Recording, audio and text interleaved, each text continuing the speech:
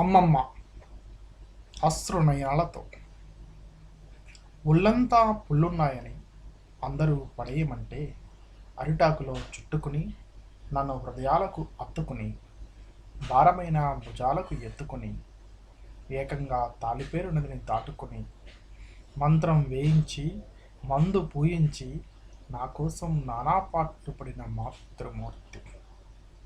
నన్ను బ్రతికించిన అమ్మమ్మ మా అందరికీ ఎప్పటికీ అమ్మమ్మే. మానవత్వానికి చెరగని చిరునామా, మా ఇంటి వెలుగు, పన్నాడ మహాలక్ష్మి. ఈ భూలోకాన్ని వీడి స్వర్గానికి చేరిన రోజు నేడు 25 మే.